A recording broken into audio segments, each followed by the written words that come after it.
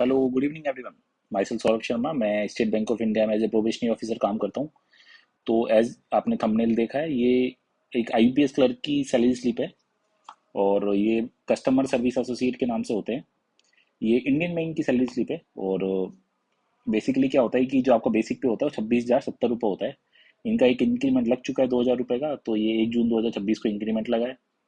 तो 28,070 रुपये है। इसके साथ ही स्पेशल प्लेयर अलाउंस मिलता है इनको, एक ट्रांसपोर्ट अलाउंस है 850 रुपये का।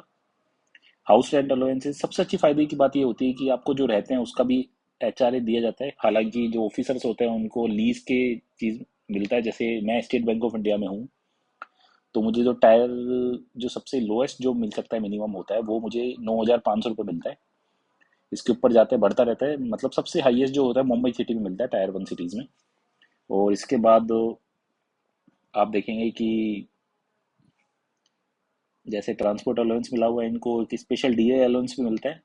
और डीएलएंस अलाउंसेस जो अभी मतलब गवर्नमेंट टाइम टू टाइम इस पे इंक्रीमेंट करती रहती है। तो ग्रोस अर्निंग इनकी है 51,258 रुपये, आप देख रहे हैं। और इसके अलावा इनको मतलब प्रीवियस मंथ का भी कुछ एडजस्टमेंट लगा हुआ है, जिससे 52,041 इनकी सैलरी एज ए ग्रोस पे है। कम नहीं होती है। मतलब एक, अगर आप 1 साल बैंक पे काम कर रखा है आपने और इतनी सैलरी ग्रोस पे बन रही है, तो ये काफ़ी सैलरी है मतलब क्लैरिकल के मुकाबले। और एनपीएस इंट्रोडक्शन हो रहा है जो 3,848 रुपये हो रहा है। एक ये शायद इस बैंक में स्पेशली होता है कि मतलब अगर किसी भी एम्प्लॉय की डेथ हो जाती है तो उसके लिए स्पेशली कंट्रीब्यूशन किया जाता है, हर महीने टाइप का कंट्रीब्यूशन है। प्रोफेशनल टैक्स की चीज़ का लगा नहीं है इन पे। फेस्टिवल एडवांस एक तरह की फैसिलिटी होती है कि जिसमें मतलब जैसे एज्यूम कीजिए अगर किसी का ग्रोस पे 50,000 रुपये है। एज्यूम कीजिए किसी का ग्रोस पे 50,000 रुपये। वेट वेट वेट, किसी का ग्रोस पे 50,000 रुपये।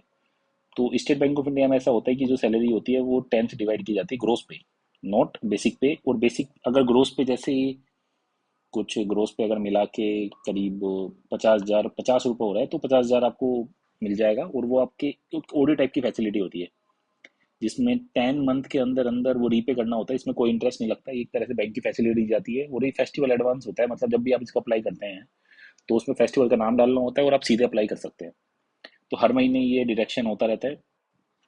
और इसके बाद अगर आप किसने यूनियन की मेंबरशिप ले रखी है या फिर तो उस चीज़ में मिलता है। यूनियन की मेंबरशिप ले रखी है उसका चार्ज करता है। तो टोटल इलेक्शन होके 7,718 रुपये टोटल इलेक्शन हुए।